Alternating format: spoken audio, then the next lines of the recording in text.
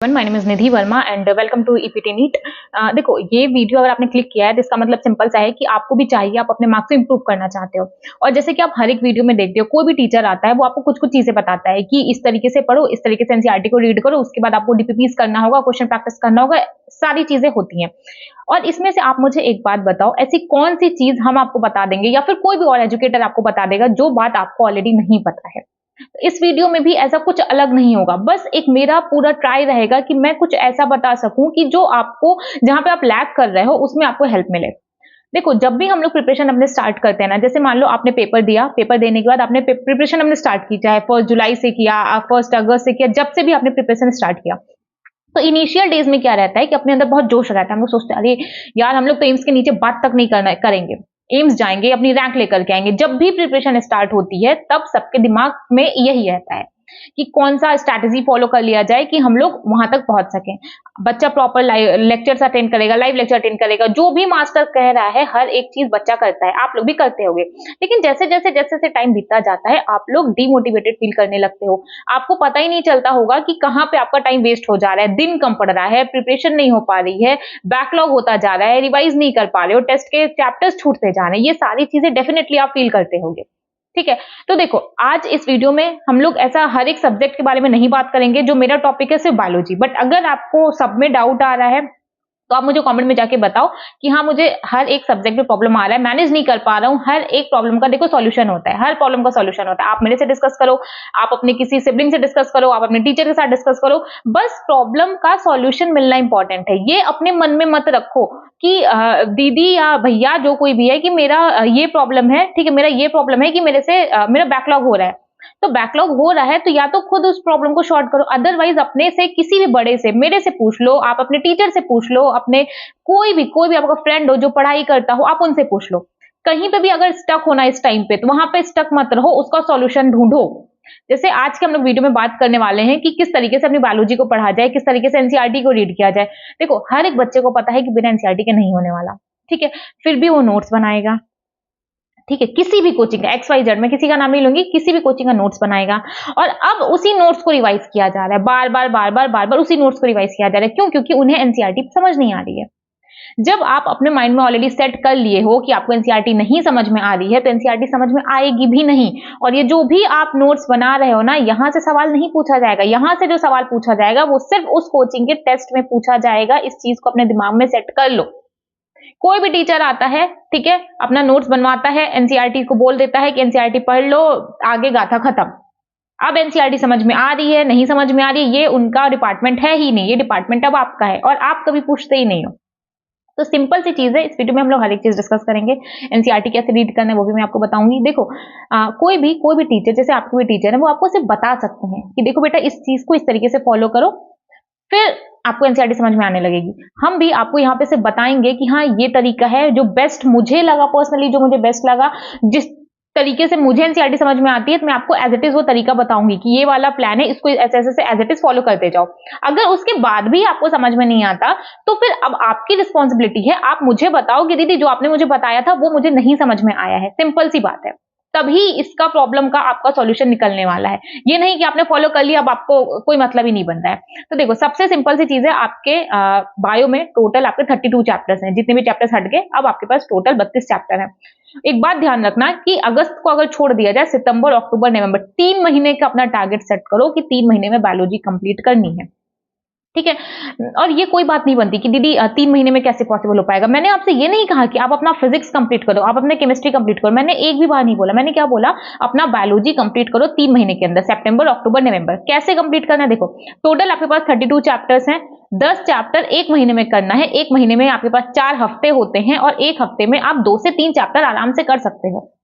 ठीक है, जैसे मान लो अगर आपका फर्स्ट यूनिट की बात किया जाए, तो आप 2 चैप्टर, आप लिविंग वर्ल्ड 2 घंटे का चैप्टर है, living world, plant kingdom, biological classification, ये तीनों चैप्टर 1 हफ्ते के अंदर बहुत आराम से किया जा सकता है। क्वेश्चन सिर्फ एनसीईआरटी बेस्ड आएगा, सिर्फ एनसीईआरटी बेस्ड क्वेश्चन आएगा। आपको लर्न करना है, बार बार रिकॉल करना है। बायोलॉजिकल क्लासिफिकेशन में एल्गी में कौन सा एग्जाम्पल दिया गया है, प्लांट किंगडम में कौन सा एग्जाम्पल दिया गया है, टेडोफाइट्स के ग्रुप्स में कौन सा एग्जाम्पल दिया है, सिर्फ और सिर्फ आपको लर्न करना है इस तीनों चैप्टर में। ठीक है, लिविंग वर्ल्ड मतलब 0 है, क्या ही बताएं उसको।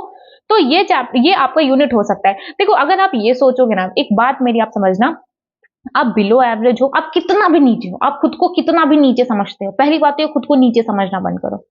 आप खुद को जो मानोगे ना, अगर आपने देखो आप कितने भी कमज़ोर हो पढ़ाई करने में, आप में से जो भी मेरा वीडियो देख रहा होगा, आप कितने भी कमज़ोर रहे हो अभी तक पढ़ाई करने में, एक बार मेरे कहने पे वो जो भी था ना आपका देखो मुझे समझ में आता है कि माइंडसेट तुरंत नहीं चेंज होता कि मैंने बोल दिया आपका माइंडसेट चेंज हो गया। लेकिन किसी और के ऊपर ट्रस्ट मत करो, मेरे ऊपर मत करो। आप लोग किसी टीचर को नहीं जानते, लेकिन आप उन पे भरोसा कर लेते हो। आप खुद को इतने साल से जान रहे हो, आपका खुद पे भरोसा नहीं हो पा रहा है।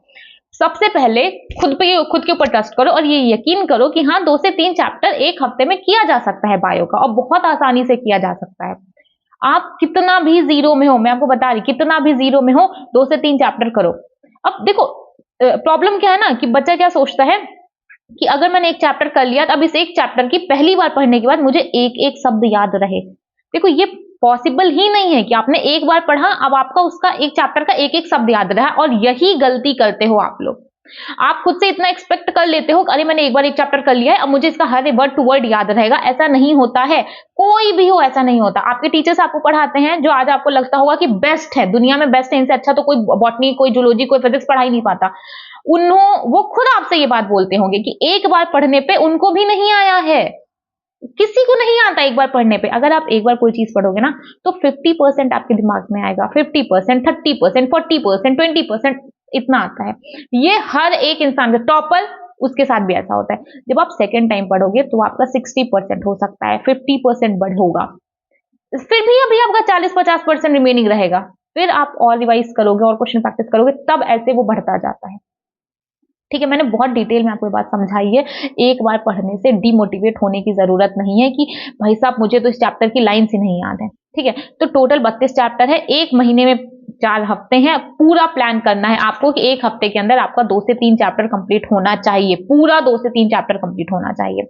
एनसीईआरटी में मास्टर करना है। मास्टर कैसे करना है मैं आपको बता दूं। देखो 2 कैटेगरी के चैप्टर्स होते हैं बायोलॉजी में। एक वो होगा जो बहुत इजी होगा, एक वो होगा जो टफ होगा। कुछ बच्चे ऐसे होंगे जिन्हें हर एक चैप्टर टफ लगता है, तो उसमें भी कोई इशू नहीं है। देखो जेनेटिक्स, मॉलिक्यूलर हो गया, प्लांट फिजियो हो गया, ह्यूमन रिप्रोडक्शन हो गया, ऐसे कुछ चैप्टर्स है जो बच्चों को टफ लगता है। ठीक है, केमिकल कोऑर्डिनेशन, न्यूरल वाला पार्ट उनको टफ लगता है।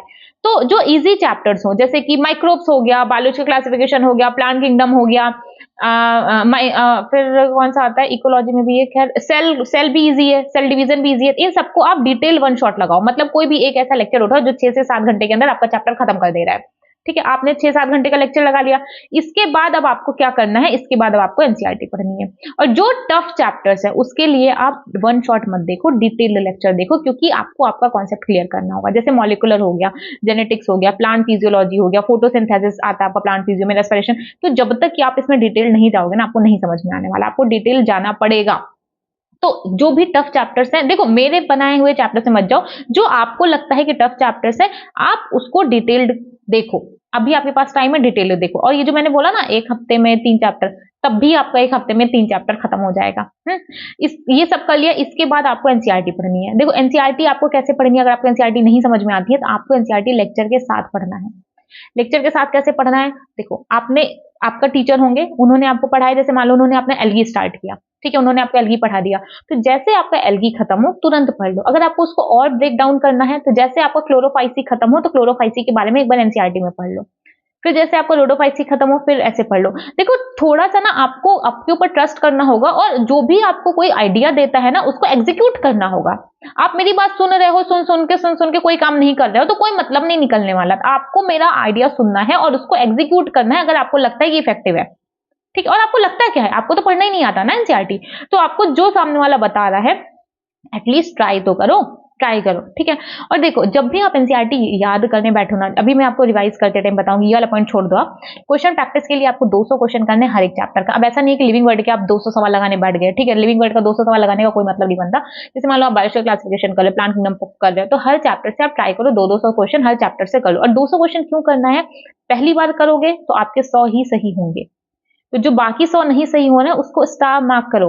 ये मत सोचो, देखो वो जो आपकी बुक है ना उसको आपको एग्जीबिशन में नहीं रखना है, म्यूजियम में नहीं लेके जाना है, तो मार्क करो। जो सवाल आपके गलत हो जाए, जो सवाल आपसे छूट जाए पहली बार में, हाँ पहली बार में, सबको हाईलाइट करते जाओ, सब पे तारा बनाते जाओ, सब पे। अगर आपने 200 क्वेश्चन किया, मान लो आपने 130 क्वेश्चन आपने नहीं किए, गलत कर दिए, सब पे स्टार बनाओ।